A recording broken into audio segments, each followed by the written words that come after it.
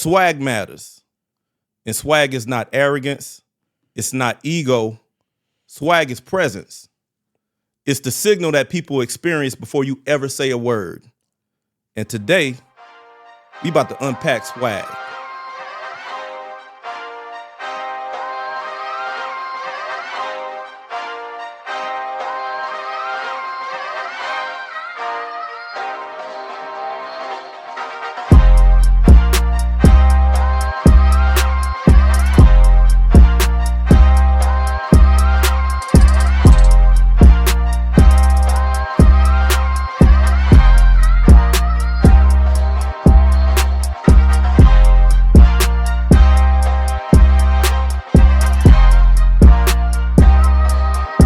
Welcome back to OG's Uncut, Conversations on the Culture.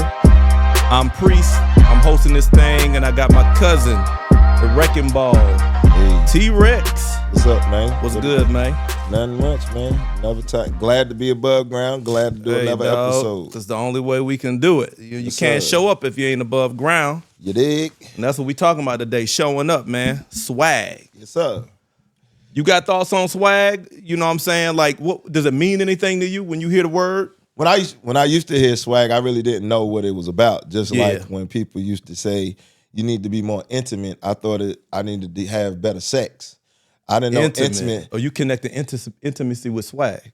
Yeah, I mean, I did. What I'm saying is, when it came to swag, I really didn't know what swag was. I thought it was just dressing, but like with intimacy, I thought intimacy was just sex. I didn't know it was more to. I thought intimacy was sex, but really intimate is like what we doing on the show. We having an intimate conversation. It's like how you communicate, so how you interact. I never knew what swag really meant. You had a surface level view of it. Yeah. You got a different idea of it now because we unpacking it. So you're right. Sadly to say, I finally understand what swag really means now that I done got older. What did it mean before the word existed? I guess the word was always around, but it just wasn't like nobody never popular. said it. Yeah, it wasn't popular. First person I ever heard say swag was DMX.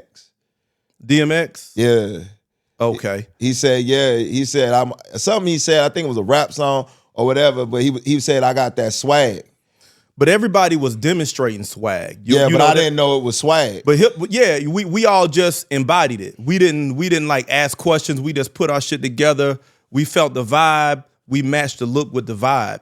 And that became swag. And everybody had their own way of matching their look with the vibe. Yeah. But I'm trying to think of what the word was before it was a thing. I guess we were just like, you fresh, you this, you that. You know, because when hip hop first started, being fresh was a thing. Being fresh think about it. Fresh Prince of Bel-Air. Yeah. Swag. That's like a swaggy guy from, he coming out of Philly, bringing Philly swag to Bel-Air. Well, when I was in D.C., we were like, yo, that nigga be rocking it. We call it rocking it. Rocking it. Fresh is like New York, but in D.C., we like, hey, yo, man, you rocking them shoes. You rocking that outfit. Yeah, we used to say you rocking it. Yeah. But I say Fresh Prince, not to like isolate Philly, but because everybody watched the Fresh Prince. Yeah. It became like the culture thing. And that was Will's whole thing. He brought swag. He brought Philly presence to the rich folk. You know what I'm saying? I think geographically, everybody got their own. They got name, their own. But it all falls under swag. Let's go there. So I don't know what they call it in Memphis or Texas. What y'all was doing in DC? Oh, I know y'all doing them Nike boots. Oh, Nike boots, the New Balance. We rocked the now you got me talking. Go ahead, say it. We rocked the slouch socks. Oh, nobody could fuck with us with the Timbs. We wasn't outrageous with the Timbs. You had to have the peanut butter double stitch. Of course. They wasn't Timbs unless they was double stitch. Yeah, you got the single ones. And you had to have the bubble gum. And you had to have the bubble gum. You couldn't have them generic Timbs. You ain't really stepping if you got the double. And then also we had seasonal wear that you must have. Like after Christmas, you had to have the new Jordans. And during the springtime, you either had to have the Ken Griffey's or the new Ken Griffey's or the Bo Jacksons, because Ken Griffey's used to come out in the springtime. Yeah. So you had to have those. And then it was a toss-up in around Jordan time when you had two pair of shoes that most people was rocking. If you didn't have the Jordans, you had to have the Barclays or the Bo Jacksons. Yeah. You can get past, but it was like mandatory. You had to have the new J's. If you had to have the new J's or you had to have the new peanut butter Tims by December. That was the cutoff. Y'all had timelines? Yeah, that's how I'm saying. Yeah. It wasn't you felt out of pocket if you didn't have it. We ain't had enough money to be putting deadlines on swag. Man, you know what I'm saying? but that was the trend in DC. You had though. to get it how you got it. You know what I'm saying? Some people show up early. It's like, damn, he always got the new. I remember when the Triple Fat Goose came out. Oh, man, we ain't even gonna get to those. Hey, the Triple Fat Goose came out. Shout out to a cat named Ty Davis. Yeah. His mama always used to get him the latest shit early. Ty come on, he got the damn trench coat. Yeah. Triple Fat. Yeah. You know what I'm saying? But Marion, we did it different. Yeah. But before I go into that, I want to talk about the first time like I had the concept of swag. I don't know if you remember for you, but for me it was third grade, cuz. If you go and when you speak it, then I'll be like, okay, I remember that moment. Yeah, because I don't know the concept. It might trigger. Yeah. I'm gonna show you how I remember it.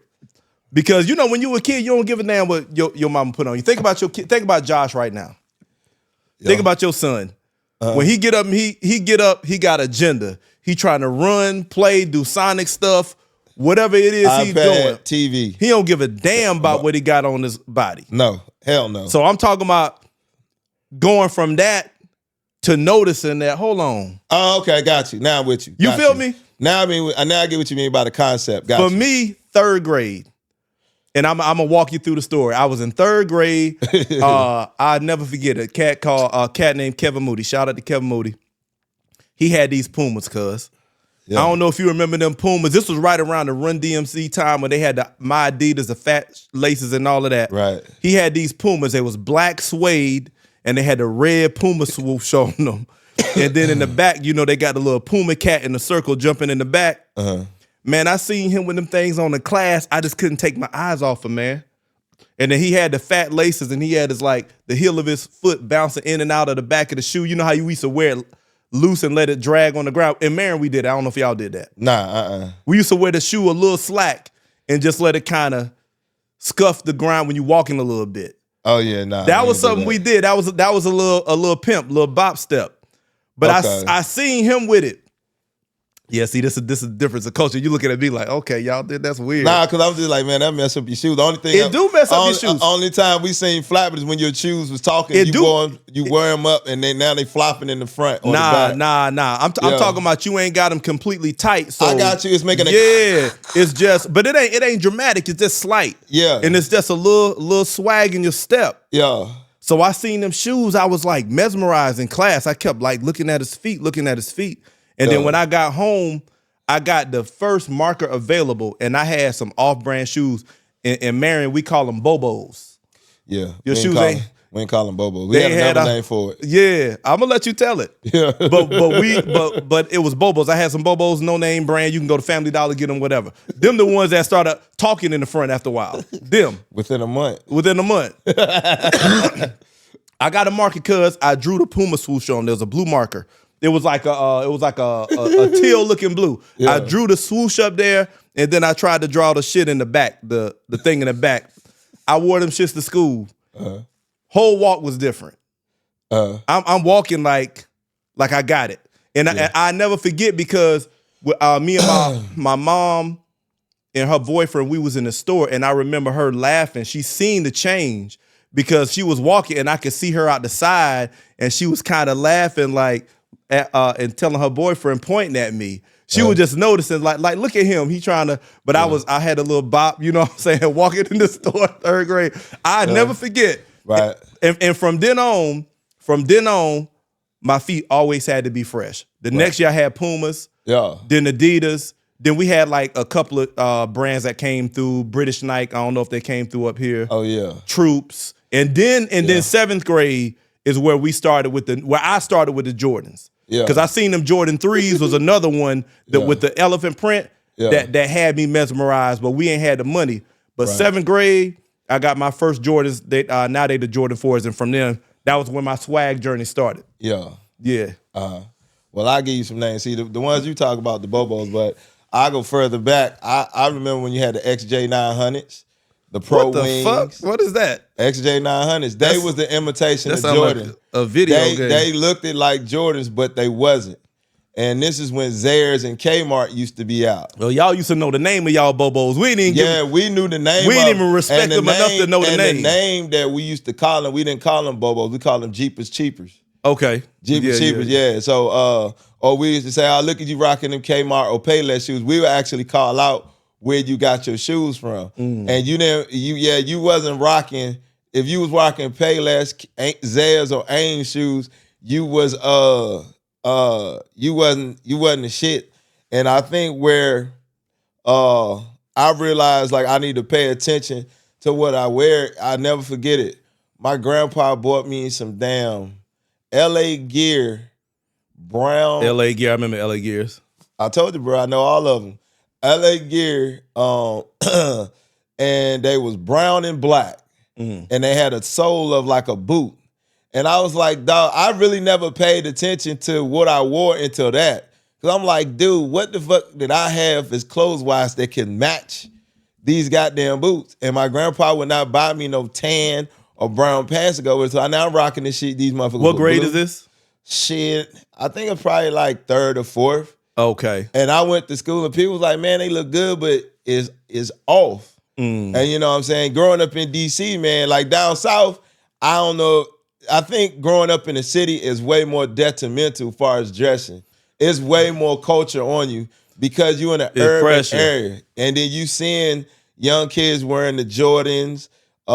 They was wearing the Air Force Ones and shit like that back in the day. So you're like, fuck, man. And it's like, I was like, man, I can't wait until I can get my own money. That's why I took care of my shoes so much, because I knew it'd be a while before I could get another pair if they was named brand. Yeah. I would purposely fuck up my cheap shoes. I would literally go outside. So I can accelerate the process. My grandpa like, goddamn boy, you know how you put holes in? I would literally get a knife and cut a little slit in them. So while I'm playing, they can start breaking because I didn't like the shoes. And you can tell the motherfuckers was cheap. We know I did the same thing. I broke a little hole in mine. Before you knew it, my whole big toe was because you didn't like the shoes. Yeah. I was trying to force my mom. Sorry, grandma, grandpa, but yeah, I didn't like that shit. Yeah. Okay, yeah. So that was around 3rd grade or something like that. But I didn't have swag. But I started paying attention to what I was wearing. Well, that's what I'm talking about. Like you had the presence of mind to understand that presence matters. Yeah, swag matters. Yeah, it's interesting how we make that something bad because you see like in foundational Black American like social centers like school and shit like that. Peer pressure. How you show up matters. How you show up makes a difference. Like it's almost like swag wars. It's like, are you showing up weird? Are you coming across like we studying that as a science as kids. So I'm gonna break into real quick. That's like what people, you either target to be Jones on. Yeah. That's the worst thing you want. Can get people. We call it cracking on you. People we cracking call it on you. Yeah. But it's interesting. You say y'all Bobos, call them Jeepers Cheapers. $1.99. Bobos, see, you know, to make your feet feel fine. See, you know, it was a little saying. That's a song. And people used to say it and be pointing at you. That's the song. It's crazy how that's a DC and in Carolina. Yeah, because we did the Bobos cost $1.99. Bobos make your feet feel fine.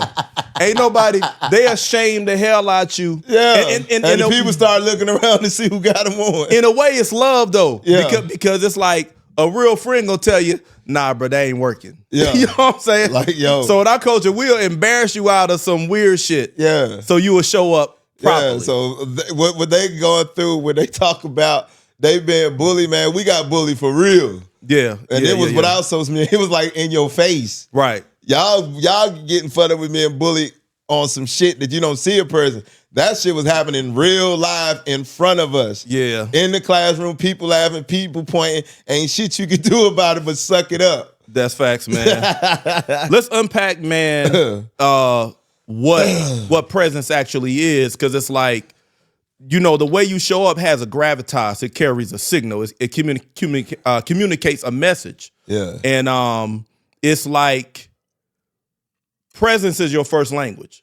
Because when certain people step in the room, it strikes you a certain way. It says something about you. And I think I got some notes on like what goes in the presence. It's like how you look, how you move, how you carry yourself, how you speak, and how you enter the room. Do you feel like, or how much do you feel that matters now? All of those components, how you dress, show up in the room. Do you think about those things before you I think about them interact? now because, me being older, I was always raw and kind of like reckless. Mm-hmm. And now that I'm getting older, how they say you don't like to you shoot straight from the hip. Mm. You don't like talking around shit.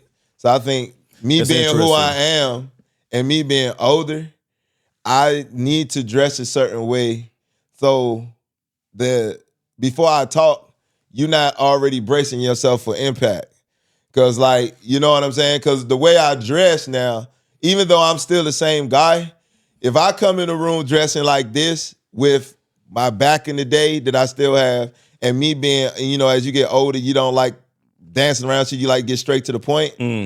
I can tell people kind of tense up, or like, oh shit, we know something coming, cause Hey. So I really try to dress according to the occasion, just to take some of the anxiety down for how people gonna already perceive me just from my presence. So maybe when I dress a certain way, it kind of keep people relaxed, because it's just certain things that's in your DNA, who your character is. You can't hide it regardless of what you got. What do you think that's saying about your presence and how you show up? If your presence is causing anxiety, as you say, and we're not talking about anxiety in the heavy sense of the word, but it's causing tension to where people are anticipating combativeness. Like, got it. We knew that's what you think, but what you think that says about your presence, what you're conveying. I mean, in today's time, it could be intimidating. A lot of people, like, soon as he say something, if I don't like it, I'm gonna get on his ass, because I don't want him to exercise what I'm already perceiving before he even talk. Do you feel like it's not being real to adjust how you dressing and how you speaking in order to get a different reaction? Do you feel like that's not being real? Like I say again, that now that I'm older, I had energy to deal with it then, but I don't have the energy to deal with it now. And then also too, I like how it feels to change up now. I see how people take me. I see the different types of looks, especially when it comes to, I hate to say white people, I get more smiles, I get more pleasant. I can feel the energy, more positive energy come off of them, instead of them feeling hostile, wondering to see, okay, the way he dressed, when he talk, or if he gets frustrated, is he going to prove to us that what we see how he dressed aesthetically confirms what come out of his mouth? Right. And that's actually what we want. We want agreement between how we speaking and how we showing up. So so when you show up, people, that's already translating before you say anything. Yeah. So it's big now. I think it's important now. I think it's important anyway. I don't think you should wait until you get older. The way the climate is, and how the way this world is, how social engineering done took over and have put the mindset of this on people. Like, everybody see people, everybody automatically think they all vicious. Right. So I think it's real important for us to dress for the occasion, or dress in a certain way to change the mindset, or just have people relax and put their guards down some. Yeah. I think that I wouldn't say that we need to dress for the purpose of changing people's mindset, but I think that's the benefit you get when you dress for the occasion, or when you step into a more full expression of what you had to offer. Mm-hmm. Because one of the things that caused tension in the black community is that we let them trick us into this thing of keeping it real, to where you can only occupy a certain space as a man and how you show up. It's got to be rugged. It's got to be like this. When I talk, it's got to be a certain way, because if I step outside of that, that's no longer masculine. And what you're really doing is you shrinking your presence and your authority. Right. Because really what you're doing is saying, I'm going to confine myself to this space, when really you got all these other options to choose from. Mm-hmm. Because you the energy, and you can take that energy and put it in a suit. You can put it in a sports wear. You can put it in lounge wear, but it's still the same energy translating. And when we keeping it real, I think sometimes we miss opportunities. Okay, yeah. Let's talk about that, because if you talking about how you talking about, I call it the cost of diminishing presence, right? If you're not giving your presence full expression, like how you can show up and stuff like that, then it's like you weaken your authority, you weaken how you come across, and sometimes people are like, I don't want to work with that cat. Because of what I'm getting. And that's something you can't, and they may be wrong because, not to draw this out, but I was just talking to Tutu yesterday. And I told him what made me not sell drugs, because I was like this close to it, because my homeboy came up and he was like, Bruce, he was like, you'll be the perfect person to slang rock. And I was like, yeah, okay. I was listening, but I ain't let him know. I was like, I was brushing him off. But he was like, "You already you got a job, you got money, you got a nice car, you dress nice. People won't suspect that, right?" And I was like, "Yeah, man, whatever." But when I left, I thought about it, and then me and Terrence, rest in peace, we went to see my girl in the projects, and that it was like the same day. The police was in there, and they did a random pull us over in the whatever they do, that check. I got out the car, and then here's where I'm getting at. I'm out the car talking to the police. They check my license, all everything legit. Terrence get out the car. Now I got on a gold chain. I got on the Mickey Mouse, what you call the shit on the chain, the charm, and I got rings on my finger. This nigga get out the car. He got 3 gold chains on. One of them got a $ medallion on it. As soon as they seen him, put the dogs in the car. They put the dogs all through my mama car because of the perception that they had of him. But here's the thing, that Tutu was like, that's the last nigga that would sell drugs. He do a lot of wild shit, but what the police got from him, that dude would not go anywhere near some drugs. But it shows you what presence can communicate in a moment. You know what I'm saying? So yeah, I think sometimes we lose opportunity. That's why I was going with that, because if your presence don't align with your skill set or what you really got to offer, some people who probably need what you have or probably are willing to pay you for what you have may be timid to approach you and walk into your circle. Right.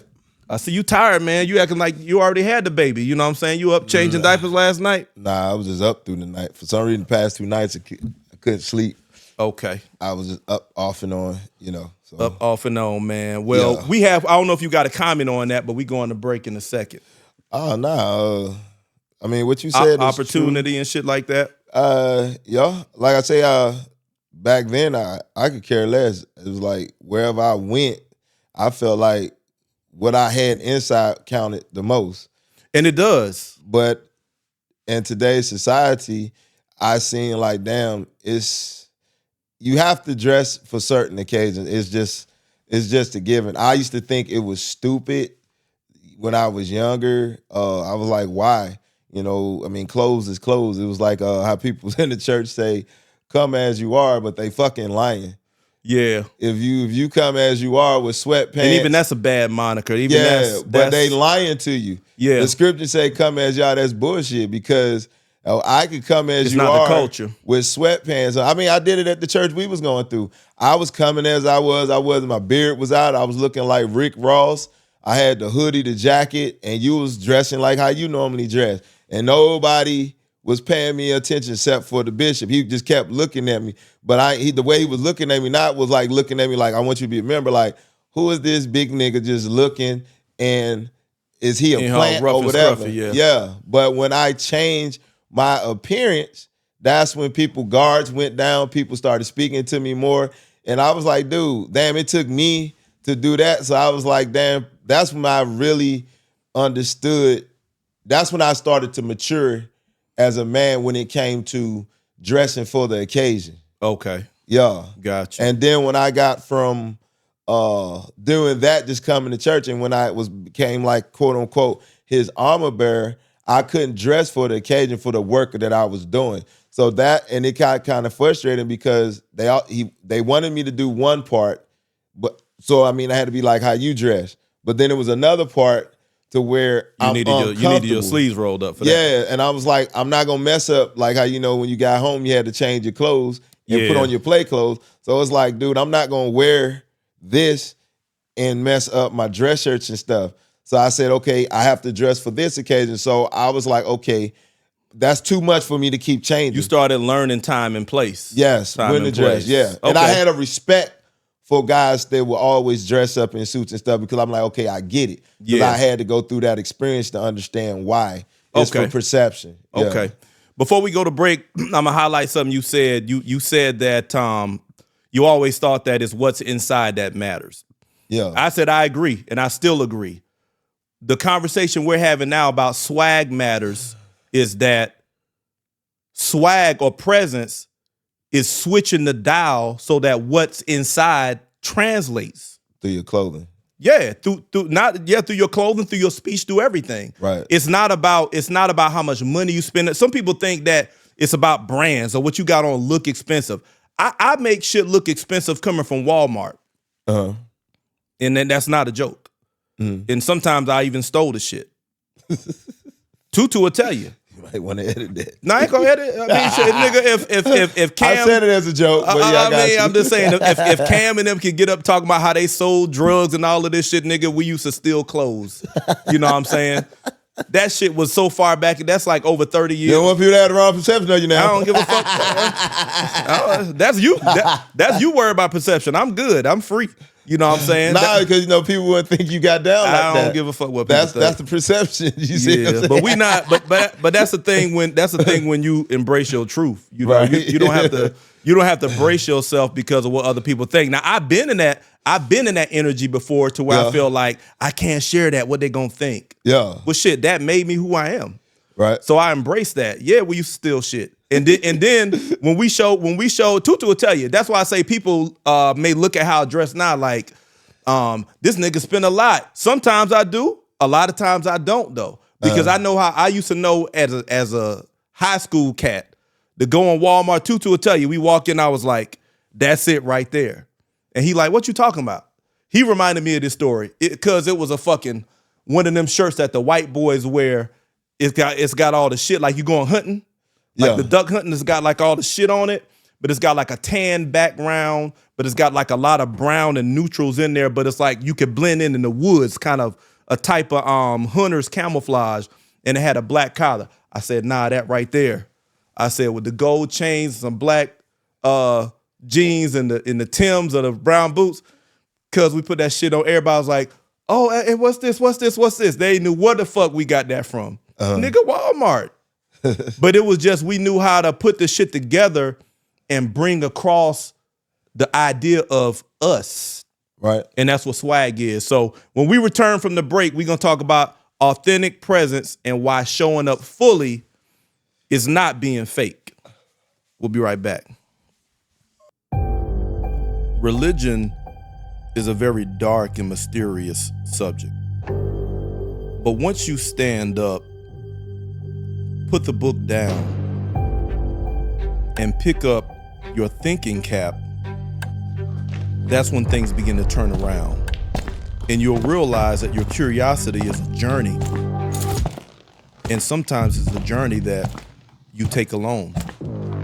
But you'll realize that the true benefit is life after religion. Life after religion, my journey into history and healing, available on Amazon now.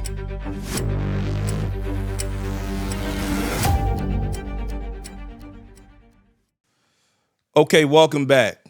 We're going to proceed with the conversation talking about authentic presence and how showing up fully is not being fake. Right. For me, that's what I get from our culture. I think we do a lot better now, but especially in the 2000s when hip-hop was really trying to find this identity in the 2000s. You had 50 Cent and all of that stuff, but I don't know, like when the South was taking over and stuff like that, and it was just this thing about being real, and everybody was trying to do it the same way. Everybody was dressing and showing up the same way. And I don't know, I just always felt like stepping outside of that box. But to me, authentic presence is alignment between your identity, your style, your voice, and your behavior. It's just you translating. You know what I'm saying? Back to what you said, like it's inside, it's what's inside that matters. Where now do you feel like you gotta make a distinction for how you show up different? You know, like different environments, but same identity. So you same identity, but you changing how you gotta show up in that environment. Any environments that require you? I know the podcast might be one, right? Yeah, here is one. I mean, I don't have to, but I just felt like, I need to switch it up, even when it comes to certain conversations, give the aesthetic for what we talking about. Just like when we was on the cowboy thing. It's kind of weird to talk about cowboy stuff if you're not wearing nothing cowboyish. So this kind of helped me. And then, just depending on what type of conversation I'm going into, like I got something that's coming up this week where, to handle some stuff as far as doing paperwork and seeing an attorney. I know I can dress regular or I can dress more appropriate for the conversation we having. You know what I'm saying? Like when I go to an attorney, he's not dressed in street clothes. He normally got a polo shirt, probably some jeans and some casual shoes. He might have on a suit. He might have on a dress shirt, something to show that his profession and with the conversation that we're having, he has the attire. Now, if I had an attorney that I went in and he had a T-shirt on and a big chain on and a watch, I know he's an attorney, but dude, you don't look nothing like what you say you are. So I feel like I must do that in return to show him that I have, how can I say it? Versatility or not just versatility, that before my dressing is going to show, okay, this man means business. He knows what he needs to do to get what he wants, and he know he needs my help. And he's dressing appropriate for this whole thing that's going down. Ain't that powerful when you can say all of that without saying a word? Yeah.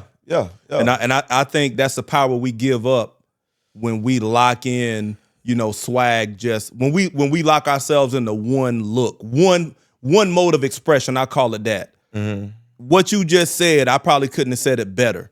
This man means business. This man knows what he wants. You know how to put yourself together in a way that says that before you speak. That's powerful. They say a picture is worth 1,000 words. Right. Presence is like a movie.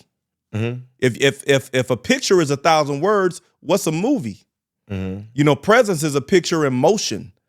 People are like, damn, that man, look at the way he move and the way he present himself and all of that. This nigga mean business. They already picking up that energy. So what they do, they yield to you in that respect. Mm-hmm. And I feel like when we feel like it's a compromise to us being real by aligning to the environment, we turn our power way down. Mm-hmm. We turn our power down. In fact, we give mixed signals because I think when I think about sometimes black people, you will see niggas on the beach with sneakers and socks. Yeah. Why, nigga? I ain't want to have my feet. You on the beach. Yeah. You know what I'm saying? You just looking like a dummy. You know what I'm saying? It's like, put on your damn foot. When I go to the DR, man, I got some damn Crocs. I got my toes in that sand. But guess what? I'm still me. You know what I'm saying? I got my shades on. However I want to swag, got a single chain on. However I want to swag, and I'm still me. But I ain't got to have on no damn sneakers and socks. So it's like you cross-contaminating environments. And the signal that sends to people is that this guy don't know he don't know how to transition from one place to the next. And look to me like this nigga ignorant. Same thing. You ignorant. That's just one word. Like you ignorant. Same thing. That's another translation of the same thing. He's ignorant to the fact that he need to translate himself into this environment. It's a form of ignorance. Yeah. And it's one that they try to crystallize into the black community under the guise of keeping it real. Mm-hmm. That's why Dave Chappelle is a genius for the skit when keeping it real goes wrong.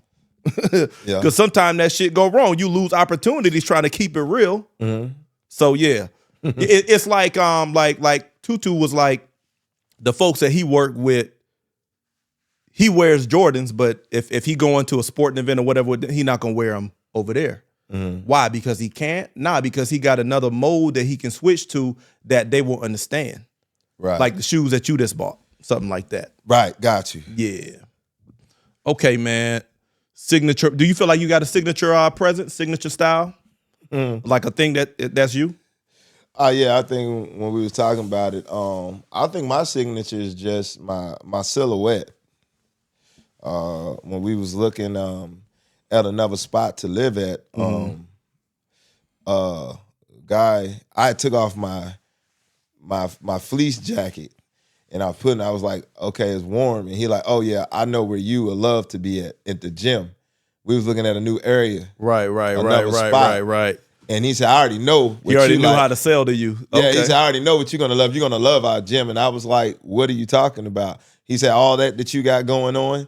And I was like, what you mean? But he was one of them guys, the flamboyant ones, you know what I'm talking about. So he was like, oh yeah, with all that you got going on, I already know what you like. And I was like, what? And then he was like, the gym. And I already knew what he was talking about. And I said, well, yeah, I'm a pro trainer. He like, I knew it. Everything about you said it. But I was dressed regular. So when you say a signature mark, I think it's my silhouette because people don't even understand it. Like what they say now is like a byproduct. Like if they'd have seen me when we was going to, when we was in our 30s. Beast. I was like on beast mode. Yeah, I was looking like Beast off of X-Men. And it kind of like, it motivates me to be like, I need to get my ass back in the gym because I'm like, shit, I ain't been in the gym and I still got it. It's just not a signature mark. It's just who I am at DNA-wise. It's in your presence. It's in how you move, how you talk, how you structure your movement. And he said it seemed like I'm kind of militant. Militant. And it's crazy. I was like, yeah, I was in the military. So I was like, damn. And that was without me wearing. So when you say my signature, that's my signature without me even trying. People like he looks militant, like rigid, stiff, but then it also looked like he's been in the fitness industry or he does something about fitness. Yeah. I love that you will reflect that because you showing that your signature can be read. Things can be you can speak before you say a word and you can enhance and you can tune that signal because if you know that the signal you're giving is gym, workout, trainer, fitness, if you're giving a fitness signature, a military structure signature, you can direct that with how you show up. If you want an opportunity, you want to convey that I've got structure, I've got fitness level mastery for training. You can bring that across with intentionality, depending on how you choose to dress. That's where you start opening opportunities up simply by how you select what you pull out of your closet or the next time you shopping being a little, because we go shopping anyway. Some people, everybody try to act like they ain't in the clothes. Well, you put some shits on every day. You ain't walking around naked. Yeah. So you into it enough. Yeah. The only shift we talking about is being intentional when you shop. Yeah. What accentuates what I bring across best. Yeah, and that's why I think when we started talking, the opener was like I said, that's why I think is more, I take dressing more because I don't want that to be the theme. I know it's my signature look, but I don't want that to be the theme that you focus on. I want you to say, okay, he's dressed for the occasion and we need to take him serious. And I want you, instead of you looking at me at 100% of just what my signature look is, I want it to be a 50-50 split now. You can bring. I want to tone it down some by what I'm wearing. You dig what I'm saying? So that way you won't be anticipating something that I may not give you. Like me talking, and then I start being more assertive how I talk. Then you be like, see, I knew it. Just how he was dressing everything. You don't have to tone it down because toning down is compressing it. It's not toning it down. I just don't want that to be the main thing on your mind. I get what you're saying. Yeah. I'm just clarifying. Yeah. Because I know what you mean. I'm just conveying it because this is what I do, right? You not to tone down, that means that you shrinking it. What you want to do is modulate it. What you want to do is alter how it's being perceived. You want the full energy to come across, because the fact of the matter is, you can be rigid and aggressive. You can be strong. But you can also be all these other things. So you want full access to all of that. So when the conversation is like, yeah, I'm dressed to show you that my primary intention is business and results. I'm dressing like that today. But all that other shit is still in the package. And when it's needed, I can use that energy to get business and results. I can become a little more firm, a little more militant, a little more rigid. You know what I'm saying? I can read the room, but my lead edge is how I'm showing up. We want results. You know what I'm saying? So that's I'm just making that distinction. You modulating your presence. You're not toning it down, because toning down, the compressing is what a lot of people do. That's why they miss opportunities. They think I gotta just stay in this lane. I can't go here. I can't dress like that, because then that's not me. You got to find yourself in that lane and then show all the way up. So I get it. Yeah. All right, man. Last thoughts. It's cool, I'll say, to dress for the occasion, just to see the reaction of people. I think you should try it. You know what I'm saying? It broadens your mindset, and it also, I'm gonna say, it's like spiritual. When you dress for the occasion, believe it or not, your word selection and how you talk changes. A lot of people don't know that. It's just, a lot of people don't know they do that. Like when you was, say, not the best dressed, but when you know you got something on that's fly, dressing to make you talk to a girl that you knew you want to talk to if you didn't have it on. Nigga, say that. I'm just keeping it real. I think dressing is spiritual. It builds up your confidence, like, lifting weights or knowing how to fight. Dressing plays a big part of that. You know what I'm saying? So I think, try it sometime. You'll be surprised of the reaction of people, and you'll be surprised how you walk. Like when I wear my cowboy boots, I can't walk the same way I walk with tennis shoes on. Cowboy boots make you walk like a cowboy. Like me and them Pumas. Yeah, it's going to give you a swag walk. You still got your swag walk, but it's going to be a different type of swag walk for what you got on. Yeah. You know what I'm saying? And it was crazy, man. Like a lot of what's them Cody James boots I had on, and I went to work. I had on them cowboy boots, the black jeans, and I think I was Cody James down. Only thing I didn't have with my Cody James hat, I think I had my boot barn on. And I got stopped by like 4 women while I'm walking into the gym. My son got them boots. I like them boots. Man, I didn't know you can switch it up like that. Like before I even got there, I'm like, wow. And then it was like when I walked into the main gym where the treadmill's at, it was like Blade the first movie Blade, when he stepped in the party and the music spot stopped, and they was like, there you go, that's the Daywalker. That's the energy that I felt. Right. And it was like the next day when I came on my gym codes, the people that didn't used to smile, let it smile at me now, just from them seeing the change up of my appearance. So I'm just saying, hey man, and you don't dress for the occasion. You'll be surprised the attention that you get, and you might enjoy it. And you don't even like to be switching it up like that. Well, you're doing it more now. But you say all of that, all of that, but you ain't like taking that by the reins, man. Not yet. I'm slow. This like what's the hesitation though? You know what I'm saying? But because if you know it does all of that, it's easier for me to put my regular stuff on. It seemed like when I put my other stuff on, it seemed like I put it on slower. Like, that makes sense though. Yeah. And just that. And I felt like the easier route is to dress how I normally dress. So just me putting on the attire, it's like you got to put work into that. You just can't throw it on. Like when you put a dress shirt on, you got to put it on. You got to make sure.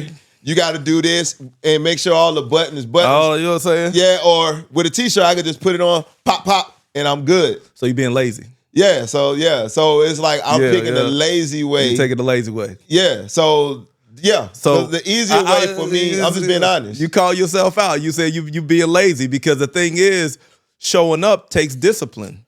Yeah, showing up it's is not easy to dress. Showing up is a disciplined mindset. So when men show up with attention to detail, it conveys discipline. You just called that out. Yeah, a lot of guys probably don't know that's what they're doing, but they pick it the lazy way. And they don't want to put on the dress shirt, put on the tie, put on slacks with the belt. They don't want to wear the suit. They know it looks right, but they don't want to put on because it requires more work. Right. And it's not that I don't want to wear it. It's just now I'm being lazy because I have to, the process of putting it on. And then I think I'm gonna just highlight, like, and I'm not focusing on you, but I'm bringing that's cool. I'm bringing the principle out now, because it's about the principle. Because a lot of people, everybody operates in this lane. When you put yourself together, it ain't got to be a suit and tie. It's the attention to detail that is your aesthetic. That's really what it's about. Some people get trapped in the clothing. It ain't got nothing to do. This is what I felt like wearing today. But you can see other episodes where I got on, I like the comfortable shit, but I still tune it into my signature. It might be a sweater, it might be a chain, it might be glasses, but it's still me. It's just the tie, the suit and tie is another version of that. All of it requires attention to detail, like you said. It's a form of discipline. So what we sacrifice when we decide to be lazy is the impression that we give to other people. Because when somebody sees somebody walking up with discipline, what does that invoke? Trust. You're reliable. You're dependable. You probably finish shit. You know what I'm saying? But if you give across a lazy vibe, then it's like, okay, they probably just gonna talk. They probably not gonna start what they finish. That kind of shit. It carries in the vibe.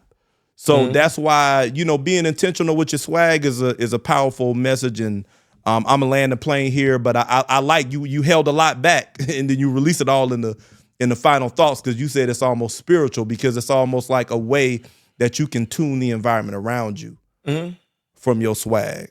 So, all right, y'all, we hope y'all enjoyed the conversation. And I hope that you would agree that swag absolutely matters and that swag is presence. And it ain't being fake to show up fully and to change how you show up fully depending on the room you walking in. So yes, sir. Watch the whole video. We appreciate y'all. Like we always say, don't you watch and hide. Like and subscribe. Until next time, we out. Peace.